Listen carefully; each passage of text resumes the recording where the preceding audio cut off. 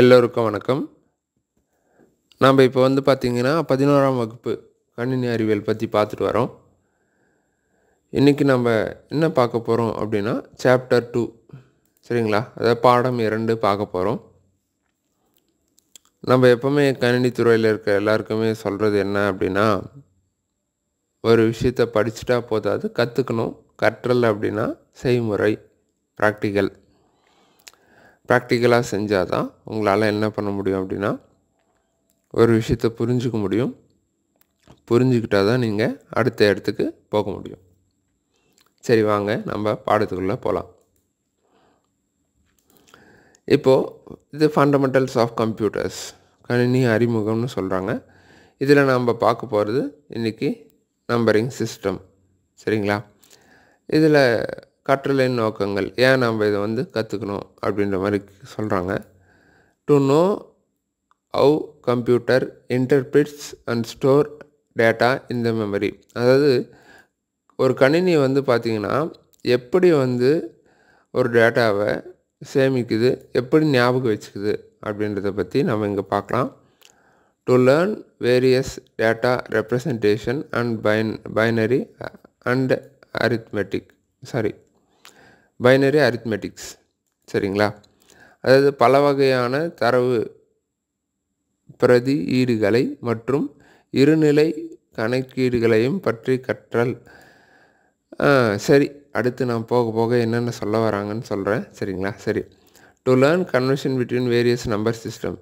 ஒரு நம்பர் சிஸ்டம்லேருந்து இன்னொரு நம்பர் சிஸ்டமுக்கு எப்படி மாற்றுறது அப்படின்றதெல்லாம் வந்து இதில் நம்ம பார்க்க போகிறோம் அப்படின்ற மாதிரி சொல்கிறாங்க. சரிங்களா? First introduction. டேட்டா அப்படின்ற வார்த்தை எதுலேருந்து வந்துச்சுன்னா டேட்டம் அப்படின்ற வார்த்தையிலேருந்து வந்ததாக சொல்கிறாங்க. அப்படின்னா என்னென்னா ரா ஃபேக்ட். அதாவது ரா ஃபேக்ட்னால் என்னன்னு சொல்லலாம் அப்படின்னா ராவாக இருக்கிறதுன்னு சொல்லுவாங்க. அதாவது எதுவுமே மாற்றாமல் அப்படியே கிடைக்கிறது ரா அப்படின்னு சொல்லுவாங்க. இப்போ ஒரு எடுத்துக்காட்டுக்கு இப்போது ஏதோ ஒரு பொருள் இருக்குதுன்னு வச்சுக்கோங்க. அந்த பொருள் செய்யறதுக்கு ரா மெட்டீரியல். இப்போ ஒரு எடுத்துக்காட்டு சொல்லணுன்னா, நம்ம வந்து நம்ம கம்ப்யூட்டரே இருக்கட்டும். சரிங்களா? அந்த கம்ப்யூட்டரில் மானிட்டர் இருக்குது, கீபோர்டு இருக்குது, மவுஸ் இருக்குது, இன்னும் நிறைய விஷயங்கள் இருக்குது. எல்லாமே எப்படி இருக்குன்னா, கீபோர்டு வந்து தட்டையாகவும், மவுஸ் வந்து கொஞ்சம் உருளையாகவும், மானிட்டர் வந்து அதே மாதிரி தட்டையாகவும், அதுக்கேற்ற மாதிரி எல்லாம் இருக்குது. இதெல்லாம் வந்து பார்த்திங்கன்னா ஏதோ ஒரு மூலப்பொருள்னு தான் செஞ்சுருப்பாங்க. மூலப்பொருள் என்ன அப்படின்னா நிறைய இருக்குது. இதில் மேலே உள்ளது வந்து பிளாஸ்டிக்கு. சரிங்களா? அதுவும் கருப்பாக இருக்குது. ஆனால் அந்த பிளாஸ்டிக் எடுத்தோடனே கருப்பாக தான் இருந்திருக்குமா அப்படின்னா அப்படி இல்லை. அது வந்து வெள்ளையாக தான் இருக்கும். அது கருப்பாக மாற்றுவாங்க. அப்போ வெள்ளையாக இருக்கிற பிளாஸ்டிக் எங்கேருந்து வந்துச்சு அப்படியே பின்னாடி போய் பார்த்தோன்னா பெட்ரோலியம் பை ப்ராடக்ட். சரிங்களா? பெட்ரோல் சம்மந்தமான அந்த கச்சா எண்ணெயிலிருந்து தான் வந்து பிளாஸ்டிக் வருது. அப்போ இதனுடைய ரா மெட்டீரியல் அப்படின்னு பார்த்தோன்னா அது வந்து கச்சா எண்ணெய். சரிங்களா? அதிலேருந்து வரக்கூடிய பிளாஸ்டிக். இந்த மாதிரி ஒரு டேட்டாவை வந்து டேட்டம் அப்படின்ற வார்த்தைக்கு ரா ஃபேக்ட் அப்படின்னு அர்த்தமா. சரிங்களா? இதில் என்னன்னு சொல்லியிருக்காங்கன்னு பார்க்கலாம். ரா அப்படின்னா ரா ஃபேக்ட்ஸ். அது பாருங்கள், செயல்படுத்தப்படாத மூலத்தரவு. அதனுடைய மூலம் எதுலேருந்து இது வந்தது, மூலம். சரிங்களா? ரா. சரி, ஒரு எடுத்துக்காட்டுக்கு வயசு, பேர், அவருடைய வகுப்பு, அவருடைய மதிப்பெண், அவருடைய பாடம், இதெல்லாம் வந்து பார்த்திங்கன்னா வேரியபிள்ஸ்ன்னு சொல்கிறாங்க. சரிங்களா? இப்போது இது வந்து இந்த மாதிரி வந்து இது எடுத்துன்னு இருக்குது. சரிங்களா? இந்த for example the value assign the 5 different variables call data. இது எல்லாத்தையும் என்னென்னு சொல்கிறாங்கன்னா டேட்டா. இப்போ நம்மளை கேட்டால் இது பேருன்னு சொல்லுவோம், இது வயசுன்னு சொல்லுவோம், இது அவருடைய படிக்கிற வகுப்புன்னு சொல்லுவோம். ஆனால் கணினிக்கு இதெல்லாம் அப்படியெல்லாம் தெரியாது. டேட்டா. கணினி தெரிஞ்சதெல்லாம் என்ன? வெறும் டேட்டா. சரிங்களா? When the above data is processed, we get the information Rajesh is okay. இப்போ மேலே இருக்கிற தகவல்லாம் வந்து கணினிக்குள்ளே போச்சுன்னா கணினி என்ன எடுத்துக்கும் அப்படின்னா ராஜேஷ் என்ற நபர் வந்து ஒரு 16 வயசு. அவர் வந்து 11ஆம் வகுப்பு படிச்சுட்ருக்காரு. அவர் கணினி அறிவியலில் 65 மதிப்பெண் எடுத்தார் அப்படின்ற மாதிரி அது ப்ராசஸ் பண்ணி வச்சுக்கோம். சரிங்களா? சரி. இப்போது இது இந்த மாதிரி இருக்கு இல்லைங்களா? எடுத்துக்காட்டு ராஜேஷ் 16 வயசு, 11ஆம் வகுப்பு. சரி, இதெல்லாம் நமக்கு. ஆனால் கணினி இதை எப்படி ஞாபகம் வச்சுக்கும் அப்படின்றத நம்ம இப்போ பார்க்க போகிறோம். சரிங்களா? பெற்றுள்ளார் என்ற தகவல் கிடைக்கும். சரி, ஓகே. இப்போ இது கணினி எப்படி ஞாபகம் வச்சுக்கோம் அப்படின்னா, கணினிக்கு தெரிஞ்சதெல்லாம் 0 மற்றும் 1, 0, 1 அவ்வளோதான்பா. நீ என்னன்னா எடுத்துக்கோங்க. உங்கள் கையில் இருக்கு இல்லைங்களா ஃபோன், அதை வச்சே நான் ஈஸியாக உங்களுக்கு வந்து எளிமையாக பாடம் நடத்த முடியும். உங்கள் கையில் இருக்கக்கூடிய அந்த திறன்பேசின்னு சொல்கிறதா அலைபேசின்னு சொல்கிறதான்னு தெரியல, அந்த ஸ்மார்ட் ஃபோன் சூப்பர் கம்ப்யூட்டர் இருக்குது இல்லைங்களா, அதிவேக கணினி. அந்த கணினியில் இருக்கக்கூடிய பாடல்கள் ஒலியாகட்டும், இல்லை வீடியோ ஒலி, சரிங்களா, அதுவாகட்டும், இல்லை நீங்கள் ஏதோ ஒரு புத்தகத்தை வச்சுருக்கீங்க அதுவாகட்டும், இல்லை நீங்கள் ஏதோ தட்டச்சு செஞ்சு சில எழுத்துக்கள் டைப் பண்ணி சில டெக்ஸ்ட் வச்சுன்னு இருக்கீங்க அதுவாக இருக்கட்டும், அதாவது ஆடியோ, வீடியோ, ஃபோட்டோ, டெக்ஸ்ட்டு எதுவாக இருந்தாலும் சரிங்களா, உங்கள் ஃபோனுக்கு தெரிஞ்சது எல்லாமே 0, 1 மட்டும்தான். சரிங்களா? அது எல்லாத்தையும் எப்படி ஞாபகம் வச்சுக்கோம்? 0, 1 அவ்வளோதான். சரிங்களா? கணினி இவ்வளோ வளர்ந்துருக்குது, ஆனால் கம்ப்யூட்டருக்கு தெரிஞ்சதெல்லாம் என்ன? 0, 1 அவ்வளோதான். அந்த 2 எழுத்தை வச்சு தான் இவ்வளோ வேலையும் நடந்துருக்குது. சரிங்களா? சரி, இது என்னன்னு சொல்லுவாங்கன்னா மிஷின் லாங்குவேஜ் அப்படின்னு சொல்லுவாங்க. சரிங்களா? இப்போ 0 and 1 என்ன சொல்கிறாங்கன்னா பைனரி டிஜிட். பிட்ஸ் அது என்ன சொல்கிறாங்க? பிட்டு அப்படின்னு சொல்கிறாங்க. சரிங்களா? பிட்டாக இருக்கும் அப்படின்னு சொல்கிறாங்க. அதுக்கப்புறம் அதாவது இந்த 2 பிட் இருக்கு இல்லைங்களா, இதே வந்து 4 பிட்ஸாக மாறிச்சுன்னா அது வந்து நிம்பிள் அப்படின்னு அழைக்கிறாங்க. சரிங்களா? Collection of 8 bit. இப்போ இந்த 0, 1 வந்து 8 இருக்குதுன்னு வச்சுக்கோங்க. 0, 1, 1, 0 அந்த மாதிரி ஒரு 8 இருக்குது அப்படின்னா அது வந்து 4 பிட்ஸ் அப்படின்னு அழைக்கிறாங்க. சரிங்களா? 0, 1னா அது வந்து பார்த்திங்கன்னா பைட்டு. ஸோ இதை வந்து பிட், சாரி தப்பாக சொல்கிறேன். இது பாருங்கள், 0, 1னா பிட்டு. சரிங்களா? அதே வந்து 0, 1, 0, 0 4 நம்பராக இருக்குன்னா 4 எண்கள், அது வந்து நிபிள். அதுக்கு அடுத்து அதே 8 எண்கள் இருக்குன்னா அதுக்கு பேர் பைட். சரிங்களா? அதையும் தாண்டி போயினே இருக்குது. சரிங்களா? அந்த மாதிரி 1024 பைட் இருக்குன்னா அது வந்து கிலோ பைட் அப்படின்னு சொல்லுவாங்க. சரிங்களா? இப்போது நீங்கள் ஒரு புகைப்படம் எடுக்கிறீங்கன்னு வச்சுக்கோங்க உங்கள் ஃபோனில், கேபின்னு சொன்னால் கூட புரியாது. இப்போல்லாம் உங்களுக்கு எம்பின்னு சொன்னால் புரியும். எம்பினா எத்தனை எம்பி டேட்டா இருக்குது பாரு அப்படின்னு சொல்லுவோம். சரிங்களா? 300 எம்பி, 500 எம்பி. அதே 1024 எம்பிக்கு மேலே போயிடுச்சுன்னா அது ஜிபின்னு சொல்லி கூப்பிடுவோம். சரிங்களா? இப்போ 1 ஜிபி இன்டர்நெட் நம்ம வந்து நம்ம ஃபோனுக்கு ரீசார்ஜ் பண்ணியிருக்கோன்னு வச்சுக்கோங்க, நம்ம பயன்படுத்துறதுக்காக.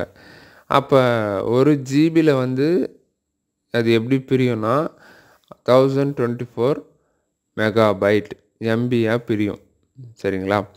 அந்த 1024 எம்பியில் ஒரு எம்பியும் கேபி ஆகும், ஒரு கேபியும் பைட்ஸ் ஆகும், பைட்ஸ் நிபிள் ஆகும், நிபிள் பிட் ஆகும். அதாவது நம்ம ஃபோனை திறந்து ஒரு எடுத்துக்காட்டுக்கு இதே ஒரு யூடியூப் வீடியோ தான் இது, நீங்கள் பார்த்துன்னு இருக்கீங்க இல்லையா? இந்த வீடியோ வந்து நீங்கள் பார்க்க என்ன ஆகும்னா அது வந்து கொஞ்சம் கொஞ்சமாக அந்த டேட்டாஸ் வந்து காலியாகும். சரிங்களா? டேட்டானா இவ்வளோ 0, 1 உங்களுக்கு கொடுத்துட்றாங்க. அதில் நீங்கள் எவ்வளோ 0, 1 பயன்படுத்துகிறீங்க, எவ்வளோ 0, 1 பயன்படுத்தாமல் இருக்கீங்கன்றது தான் உங்களுடைய இன்டர்நெட். சரிங்களா? சரி, இங்கே என்ன சொல்கிறாங்க, கம்ப்யூட்டர் மெமரியில் 2 மெமரி இருக்குங்களாம். ஒன்று வந்து பார்த்திங்கன்னா மெயின் மெமரி, இன்னொன்று செகண்டரி ஸ்டோரேஜ். அதாவது கணினி நினைவகம், அது ஞாபகம் வச்சுக்கிறதுக்கு 2 இடம் இருக்குது. ஒன்று மெயினு, இன்னொன்று செகண்டரி அப்படின்ற மாதிரி சொல்கிறாங்க. அதை பற்றி அடுத்தெல்லாம் பார்ப்போம். இருந்தாலும் உங்களுக்கு ஒரு சின்ன எடுத்துக்காட்டு இங்கே சொல்கிறேன், சரிங்களா? மெயின் மெமரி அப்படின்றது என்ன சொல்லுவாங்க அப்படின்னா ரேமுன்னு சொல்லுவாங்க. செகண்டரி மெமரியாக ஹார்ட் டிஸ்க்குன்னு சொல்லுவாங்க, சரிங்களா? ஹார்ட் டிஸ்கில் நீங்கள் ஒரு தகவலை சேமித்தா அது எப்போவுமே இருக்கும். ஆனால் ரேமில் வந்து பார்த்திங்கன்னா ரேண்டம் ஆக்சஸ் மெமரியில் உங்களுக்கு வந்து தகவல் கணினி ஆன் பண்ணும்போது, உங்கள் ஃபோனை ஆன் பண்ணும்போதுலேருந்து அது ரேமில் ஸ்டோர் ஆகும் டேட்டாஸ்லாம். எப்போ நம்ம ஒரு முறை சுவிட்ச் ஆஃப் பண்ணி ஆன் பண்ணுறோமோ அப்போ அது அழிஞ்சிரும், சரிங்களா? தற்காலிகமாக நினைவில் வச்சுக்கிறது தான் வந்து ப்ரைமரி மெமரி அப்படின்னு சொல்லுவாங்க. சரி, நம்ம அடுத்து என்ன சொல்கிறாங்க அப்படின்றத பார்க்கலாம். இந்த பக்கம் பார்த்துட்டோம். இப்போ இந்த பக்கம் பார்த்துட்டு வருவோம். சரிங்க, அதுதான் ஒரு எம்பினா, கேபினா 1024. இப்போ எம்பினா அது எவ்வளோ பெருசு இருக்குன்னு பாருங்கள், சரிங்களா?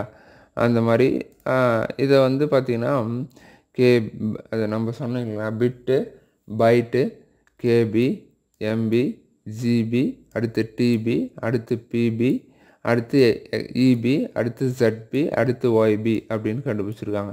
இங்கே கேஎம்ஜின்னு தானே கொடுத்துருக்காங்க. நீங்கள் பிபின்னு சொல்கிறீங்களா அப்படின்னா நீங்கள் தான் அதை வந்து பிரிச்சுக்கணும். இப்போ மெகா பைட் அப்படின்னு சொல்லியிருக்காங்களே, அந்த மாதிரி kilobyte, megabyte, gigabyte, terabyte அப்படின்ற மாதிரிலாம், சரிங்களா? சரி, இப்போ அடுத்து என்ன சொல்கிறாங்க அப்படின்றத பார்க்கலாம், சரிங்களா? சரி, நம்பரிங் சிஸ்டம். கணினிக்கு 0, 1 மட்டும்தான் தெரியுமா, இல்லை அது எப்படி பிரித்து வச்சுருக்காங்க அப்படின்றத நம்ம பார்க்கலாம், சரிங்களா? இந்த நம்பரிங் சிஸ்டம்னா இப்போ கணினிக்கு 1, 0, 1 மட்டும்தான் தெரியுது அப்படின்னா அது வந்து என்ன சொல்கிறாங்க, பைனரி அப்படின்னு சொல்கிறாங்க. பைனரினா என்னன்னு சொல்கிறாங்க, தமிழ் அழகாக கொடுத்துருக்காங்க.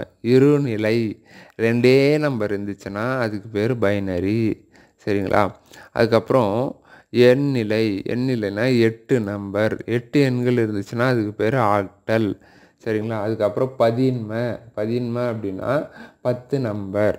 இப்போ 0லேருந்து 0, 1, 2, 3, 4ன்னு கூட்டினே வந்தீங்கன்னா 9 வரைக்கும் 10 எண்கள் வரும். மொத்தம் 9 தானே அப்படின்னா அது 0த்தையும் சேர்த்துக்கினா 10 எண், சரிங்களா? இது பாருங்கள், 1, 2, 3, 4ன்னு மொத்தம் 10 வரும், சரிங்களா? அதுக்கப்புறம் எக்ஸாடெசிமல் 16 நிலை, அதாவது 16 எண்கள். எப்படி 16 எண்? இப்போ 9 வரைக்கும் நமக்கு வந்து எண்ணாக வந்துடுச்சு. அதுக்கப்புறம்னா அது வந்து ABCDEF அப்படின்னு அந்த 6 எழுத்துக்களை வந்து அது வந்து நினைவில் வச்சுக்கும். எப்படி நினைவில் வச்சுக்கினாலும் அதையும் அது எப்படி வச்சுக்கும், 0s and 1 தான் வச்சுக்கும். ஸோ இவ்வளோ கணினித்துறை வளர்ந்துடுச்சு. இதுக்கு மேலே வளர்ந்தாலும் அதுக்கு தெரிஞ்சதெல்லாம் என்ன அப்படின்னா 0 and 1, சரிங்களா? அதுதான் இப்போ அதுதான் இங்கே மறுபடியும் சொல்லின்னு வராங்க, சரிங்களா? இப்போ வந்து நான் டெசிமல் நம்பர் அப்படின்னா 1, 2, 3, 4 இதெல்லாம் டெசிமல், சரிங்களா? சரி, என்ன சொல்ல வராங்க அப்படின்றத பார்ப்போம். Numbering system, decimal number, okay. 0லேருந்து 9 இதை மாற்றி நீங்கள் எப்படி போட்டாலும் அது வந்து டெசிமல் தான், சரிங்களா? 999 வரைக்கும் அப்படின்னே வச்சுக்கோங்களேன். அதுக்கு அடுத்து வந்து இங்கே என்ன பண்ணியிருக்காங்க, ஒரு டெசிமல் நம்பர் 1, 2, 3 1, 2, 3, ஓகே. 1, 2, 3னா 123 வந்து 100, 20, 3 அப்படின்ற மாதிரி அது எடுத்துக்கும் அப்படின்ற மாதிரி சொல்கிறாங்க, சரிங்களா? சரி, கணினி வந்து எல்லாத்தையுமே பிரித்து தான் ஞாபகம் வச்சுக்கும். அடுத்து பைனரி சிஸ்டம். பைனரினா 0, 1 அவ்வளோதான், சரிங்களா?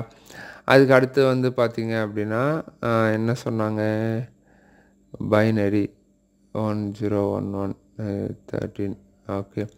ஸோ இது வந்து என்ன பண்ணியிருக்காங்கன்னா பைனரிலேருந்து உங்களுக்கு வந்து டெசிமல் கண்டுபிடிச்சிருக்காங்க, சரிங்களா? அது எல்லாம் எப்படி கண்டுபிடிக்கிறது அப்படின்றத நம்ம அடுத்து பார்ப்போம், சரிங்களா? சரி, ஆக்டல் அப்படின்னா 8, சரிங்களா? 0லேருந்து 7 வரைக்கும் மொத்தம் 8 டிஜிட்ஸ். ஒரு 547ன்ற நம்பரை எப்படி வந்து ஆக்டலாக மாற்றுறாங்க, 359 அப்படின்னு எப்படி மாற்றுறாங்கன்றதை இங்கே வந்து கொடுத்துருக்காங்க. சரி, அடுத்து வந்து பார்த்திங்கன்னா ஹெக்ஸாடெசிமல். சரிங்களா? சரி, இது எப்படி மாற்றுறாங்க அப்படின்றத அடுத்து கொடுத்துருக்காங்களான்னு பார்க்கலாம். ஓகே, சரி. இப்போது ஒரு எடுத்துக்காட்டுக்கு 65 அப்படின்ற ஒரு டெசிமல் நம்பரை கொடுத்துட்டாங்க. இதை வந்து நீங்கள் பைனரியாக மாற்றணும் அப்படின்னா, இப்போ பைனரின்றது எத்தனை நம்பர்? நம்மளுக்கு என்ன சொல்லியிருக்காங்க? பைனரினா இருநிலை 2 எண்ணு. சரிங்களா? அதனால் 2ஆல் என்ன பண்ணணும்னா அதை வந்து வகுக்கணும், டிவைட் பண்ணணும். சரிங்களா? இப்போ இங்கே 65 போட்டுட்டோம், இங்கே ஒரு எல் மாதிரி ஒரு வடிவத்தை போட்டுட்டோம். அதுக்கப்புறம் இங்கே நம்ம என்ன பண்ணுறோம்? 2ஆல் வகுக்கிறோம். இப்போ 2ஆல் வகுத்தா டிவைட் பண்ணால் 232 சார் 64, 2 பெருக்கல் 32 64. அப்போ மீதி எவ்வளோ இருக்குது? 1 இருக்குது. மறுபடியும் 2ஆல். இது எங்கே கடைசியில் வகுக்கவே முடியாதுன்ற நிலைக்கு வருதோ அது வரையும் இதை வகுத்துட்டே வரணும். இது பாருங்கள், 2 16 32, 2 8 16, 2 4 8, 2 2 4, 2 1 2. இந்த 1 திருப்பி வகுக்க முடியாது. இப்போ மீதி நம்மளுக்கு இங்கே என்னென்ன கிடச்சிருக்குதோ இதுதான் வந்து பார்த்திங்கன்னா பைனரி. இப்போ நம்ம கணினியில் 65 அப்படின்னு நம்ம டைப் பண்ணுறோம் அப்படின்னா அது எப்படி ஞாபகம் வச்சுக்கோ? 1 0 0 0 0 0 1 இப்படி தான் ஞாபகம் வச்சுக்கோ. சரிங்களா? இதை நம்ம ஏன் கன்வெர்ட் பண்ணோம் அப்படின்னா, சும்மா கன்வெர்ட் பண்ணி பார்த்துக்குறோம் எப்படியெல்லாம் இருக்குது அப்படின்னு சொல்லிட்டு. சரிங்களா? இதெல்லாம் எங்கே பயன்படும் அப்படின்னா, நீங்கள் கணினி அறிவியலில் ரொம்ப ஆழமாக நீங்கள் போயிட்டே இருக்கீங்க, நீங்களே ஏதாச்சும் ஒரு புது விஷயத்தை கண்டுபிடிக்க போகிறீங்க, உருவாக்க போகிறீங்கன்னா அந்த மாதிரி நேரங்களில் இது தேவை. மற்றபடி உங்களுக்கு பரீட்சையில் எழுதுறதுக்கு தேவை. சரிங்களா? மற்றபடி நீங்கள் சும்மா கணினியை பயன்படுத்த போகிறீங்கன்னா இது உங்களுக்கு தேவைப்படாது. சரிங்களா? சரி, இப்போ வந்து என்ன பண்ணிட்டாங்க அப்படின்னா, இங்கே கொடுத்துருக்கிற டெசிமல் வேல்யூவை நமக்கு வந்து பைனரி வேல்யூவாக மாற்றிட்டாங்க. சரிங்களா? சரி, பைனரியாக கொடுத்தா நம்ம ஒரு வேளை எப்படி டெசிமலாக மாற்றுறது அப்படின்னா, அது இங்கே கொடுத்துருக்காங்க பாருங்கள். அதே 65 நம்மளுக்கு 65ன்ற ஒரு எண்ணு கொடுத்துட்டாங்க. இதை வந்து பார்த்திங்கன்னா நம்ம என்ன பண்ணணும்? இது okay, decimal to octal converter. சரி, அதாவது நம்ம ஃபஸ்ட்டு நம்ம என்ன பார்த்தோன்னா decimal to binary, decimal to octal. Octal எத்தனை நம்பர்? 0லேருந்து 0 1 2 3 4 5 6 7 மொத்தம் 8 எண்ணிலைன்னு சொன்னாங்க இல்லையா? அப்போ 8ஆல் வகுக்கணும். சரிங்களா? அதே மாதிரி உங்களுக்கு வந்து ஹெக்ஸாடெசிமல் வேணும்னா 16ஆல் வகுக்கணும். இங்கே 1னா 1ன்னு எடுத்துக்கணும், 15னா ABCDEF அப்படின்னு கொடுத்துருக்காங்க இல்லைங்களா? அது பாருங்கள், 16 என்பதை நாம் எப்படி எடுத்துக்கணும்? 17 17 என்பது F. அப்போ இங்கே எப்படி எடுத்துன்னு இருக்காங்க? F = 15. ஓகே, 15. இது பாருங்கள், 1 1ன்னு எடுத்துக்கினாங்க, 15க்கு Fன்னு எடுத்துக்கிட்டாங்க. சரிங்களா? F ABCD F 15. இது பாருங்கள், டெசிமல் 15ஆ? இங்கே கடைசியாக இருக்குது பாருங்கள், 15ஆ? இந்த 15க்கு இங்கே வந்து F. சரிங்களா? இதுதான் எடுத்துக்கிட்டாங்க. சரிங்களா? ரொம்ப சிம்பிள், குழப்பிக்காதீங்க. ஒரு டெசிமல் நம்பர் கொடுத்தாங்கன்னா அதை நீங்கள் பைனரியாக மாற்றணுன்னா 2ஆல் பெருக்கணும். அடுத்து ஆக்டலாக மாற்றணுன்னா 8ஆல் பெருக்கணும். சரிங்களா? அதே மாதிரி ஒரு டெசிமல் நம்பர் கொடுத்துட்றாங்க, அதை வந்து பைனரியாக மாற்றிட்டீங்க, அல்ல ஆக்டலாக மாற்றிட்டீங்க. அதே பைனரி நம்பரை ஒன்று கொடுக்குறாங்க, அதை நீங்கள் வந்து மறுபடியும் டெசிமலாக மாற்றணும் அப்படின்னா அதுக்கு என்ன வழி அப்படின்னா, ஒன்றும் இல்லை, நீங்கள் இந்த ஒரு நம்பர் இருக்கு இல்லைங்களா? 0 0 1 1 0, இதை வந்து 2ஆல் பெருக்கணும். சரிங்களா? ஒரு எடுத்துக்காட்டுக்கு சொல்லணுன்னா, ஒரு பென்சில் எடுத்துக்கிறேன். எழுதுகிற மாதிரி இல்லையா அதில்? சரி, எழுதுகிற மாதிரிலாம் இல்லை. சரி, ஓகே. உங்களுக்கு இப்படி வேணால் நான் செஞ்சு காமிக்கிறேன், ஒரு நிமிஷம் இருங்க.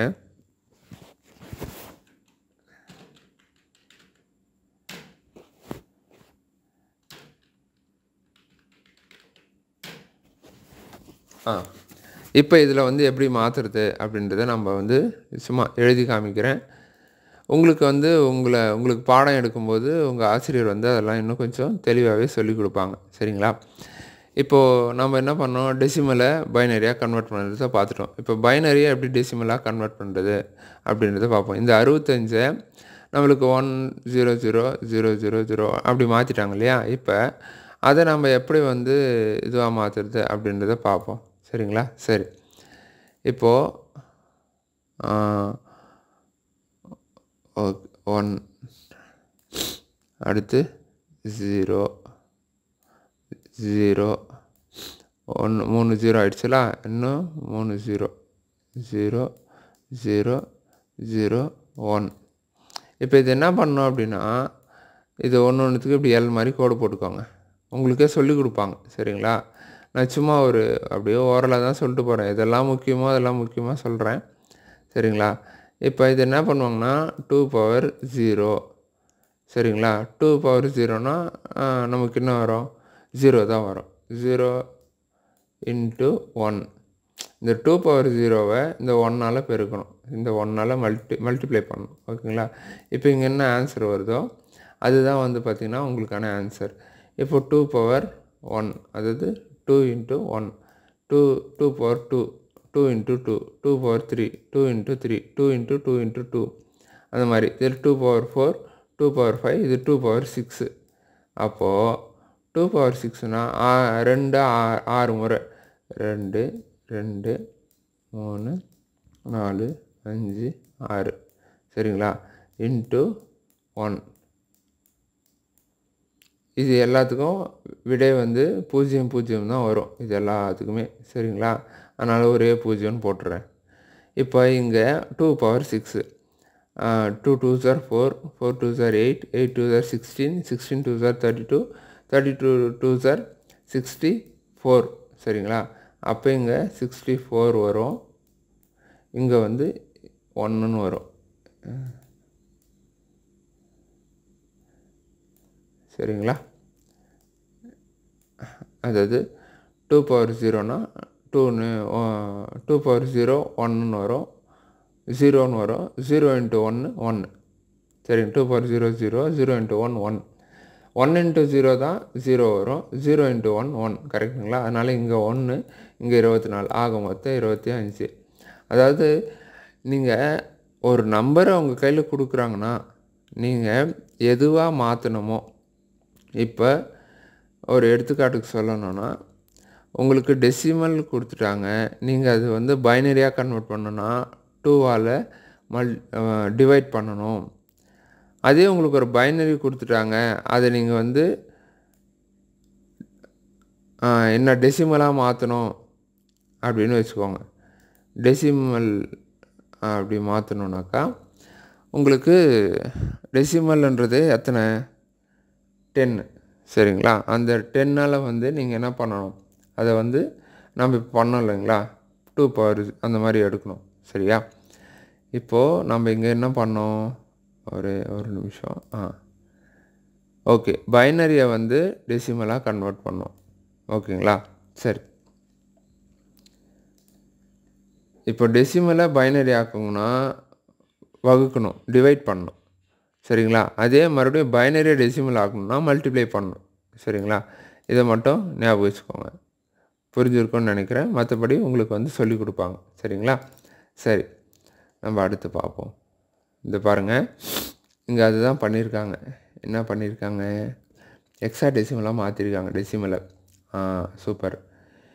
இங்கே டெசிமலை பைனரியாக மாற்றிட்டாங்க. 2 நம்பர் தான் நம்மளுக்கு தேவைப்படுது.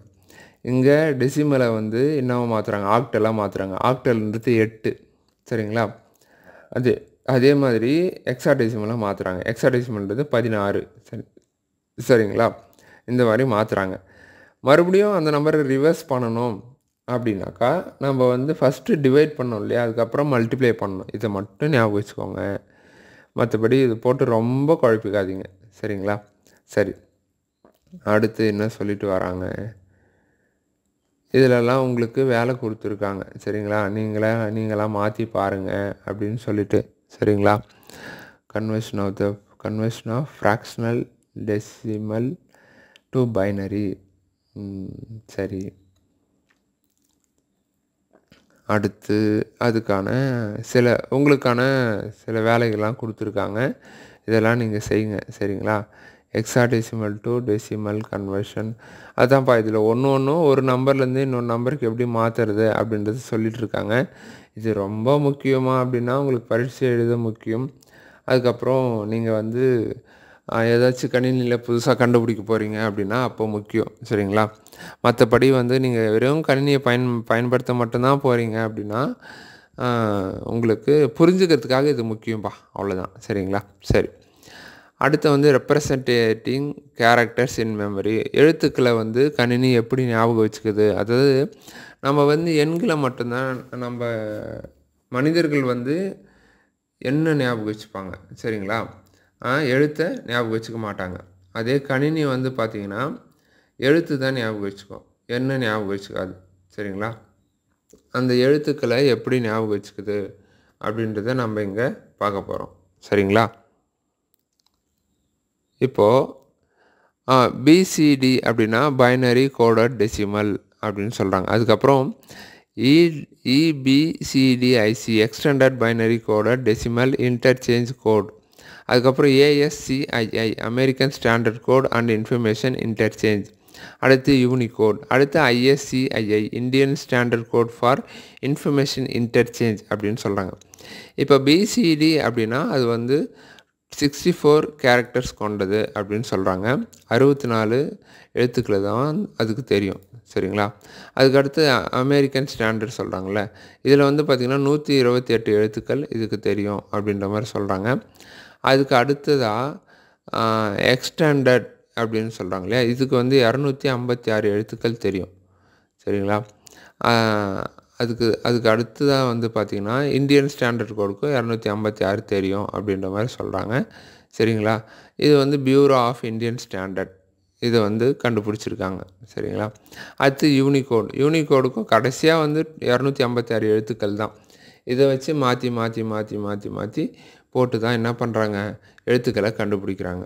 ஒரு எடுத்துக்காட்டு இங்கே மட்டும் உங்களுக்கு ஒரு எக்ஸாம்பிள் காமிக்கிறேன். இப்போ வந்து பார்த்திங்க அப்படின்னா ஓஎஸ்கே இங்கே வந்து ஒரு கீபோர்டை ஓப்பன் பண்ணிக்கிறேன் நான். சரிங்களா? ஓப்பன் பண்ணிவிட்டு இப்போ வந்து ஒரு நோட் பேடை ஓப்பன் பண்ணுறேன். சரிங்களா? சரி, ஒரு நோட் பேடை ஓப்பன் பண்ணிட்டேன். ஒரு பின்னாடி ஒரு நோட் பேட் இருக்குது. இப்போ நான் என்ன பண்ணுறேன்னா Alt 99 ஒரு நிமிஷம்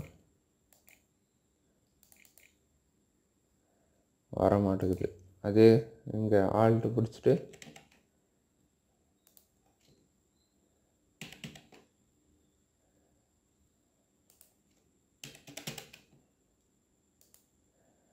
இருங்க ஒரே நிமிஷம், நான் செக் பண்ணிகிட்ருக்கேன் வருதா அப்படின்னு சொல்லிவிட்டு. இதை மினிமைஸ் பண்ணிவிடுவோம்.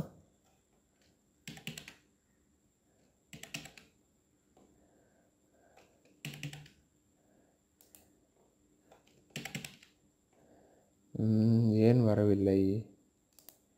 இது க்ளோஸ் பண்ணிவிடுவோம். இப்போ செக் பண்ணி பார்ப்போம்.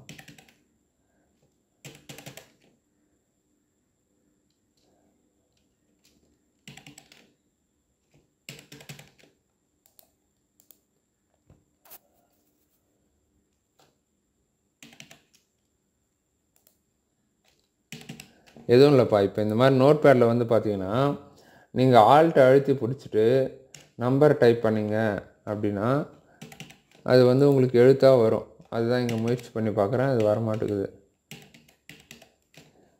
ஏன் வரவில்லை? இதுக்கு முன்னாடி நான் முயற்சி பண்ணியிருக்கேன், அப்போ வந்துருக்குது. இந்த முறை ஏன் வரலன்னு தெரில.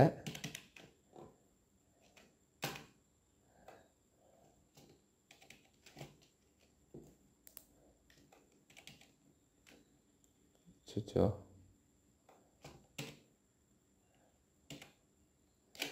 சரி ஓகே, நம்ம ஒன்று பண்ணால் அது ஒன்று ஆகுது. சரி, அதாவது எதுவும் இல்லைப்பா. இப்போ என்னென்னா இப்போ நம்ம ஏபிசிடி எல்லாம் இருக்கு இல்லைங்களா, அந்த ஏபிசிடி எல்லாம் கணினி எப்படி ஞாபகம் வச்சுக்கோம் அப்படின்னா எழுத்துக்களாக தான் ஞாபகம் வச்சுக்கோம். சரிங்களா? எழுத்துக்களாக எப்படி ஞாபகம் வச்சுக்கோம், உங்களுக்கு அதுதான் எடுத்துக்காட்டு காமிக்கலான்னு நினைக்கிறேன். ஆனால் வரமாட்டேங்குது. Alt 96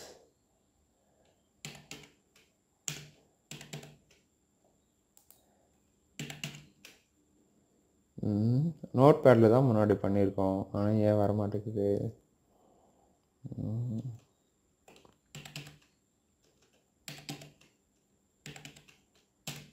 வரலப்பா, சரி விடுங்கப்பா. அது என்ன, இப்போ ஏ அப்படின்ற ஒரு வார்த்தை இருக்குது அப்படின்னு வச்சுக்கோங்க. அந்த ஏன்ற வார்த்தையை அது எப்படி ஞாபகம் வச்சுக்கோம் அப்படின்னா, டெசிமலில் 65 ஞாபகம் வச்சுக்கோம், பைனரியில் இந்த மாதிரி, ஓகேங்களா? இப்படி ஞாபகம் வச்சுக்கோம். பிட்டில் ஆக்டலில் 101, ஹெக்ஸாடெசிமலில் 41. ஆக மொத்தத்தில் நீங்கள் பைனரி எப்படி ஞாபகம் வச்சுக்கோன்னு தெரிஞ்சாலே போதும், சரிங்களா? இங்கே பாருங்கள், டெசிமலில் 97, இங்கே பாருங்கள் டெசிமலில் 65. இதுதான் நான் முயற்சி பண்ணேன். என்ன முயற்சி பண்ணேன்னா, ஒரு நோட் பேட் ஓப்பன் பண்ணிவிட்டு அதில் வந்து ஆல்ட் பட்டனை அழுத்தி பிடிச்சிட்டு 65 அப்படின்னு சொல்லிட்டு நீங்கள் டைப் பண்ணிங்க அப்படின்னா அது வந்து என்ன ஆகும் அப்படின்னா ஏ அப்படின்னு வரும், சரிங்களா? ஆல்ட் அடித்து பிடிச்சிக்கிட்டேன், 65 ஏன்னா வரமாட்டேங்குது, வெறும் 65 மட்டும் வருது. ஆல்ட் 65 என்னமோ ஆயிடுச்சு. இதுக்கு முன்னாடியெல்லாம் வரும், ஏன் வரலன்னு தெரில, சரிங்களா? சரி, அது ஒன்றும் இல்லைப்பா, சிம்பிளாக ஒரு விஷயந்தான். கணினி வந்து 01 இப்படி தான் ஞாபகம் வச்சுக்கோ, இதை மட்டும் ஞாபகம் வச்சுக்கோங்க. இது பாருங்கள், நம்ம கணினி நம்ம ஃபோனில் நம்ம என்ன கேரக்டர் பயன்படுத்தினாலும் அது மறுபடியும் எப்படியா ஞாபகம் வச்சுக்கோ, 01 தான் ஞாபகம் வச்சுக்கோ, இதை மட்டும் ஞாபகம் வச்சுக்கோங்க. நம்ம அடுத்த பாடத்தை வந்து பூலியன் அல்ஜிப்ரா வந்து இன்னொரு பதிவில் பார்ப்போம். எதெல்லாம் ப்ராக்டிக்கலாக காட்ட முடியுமோ அதெல்லாம் நான் ப்ராக்டிக்கலாக காமிக்கிறேன், சரிங்களா? மற்றபடி ரொம்ப ஆழமாக கூட நான் எடுக்கலாம், ஆனால் ரொம்ப ஆழமாக எடுத்தால் உங்களுக்கு போர் அடிச்சிருமோ அப்படின்றதுக்காக தான் நான் வந்து மேலோட்டமாக சிம்பிளாக சொல்லிட்டு போகிறேன், சரிங்களா? ஒரு வரியாக படிக்காமல் நான் சிம்பிளாக சொல்லிட்டு போகிறேன், சரிங்களா? அடுத்த பாடத்தில் நம்ம மீண்டும் சந்திப்போம். நன்றி.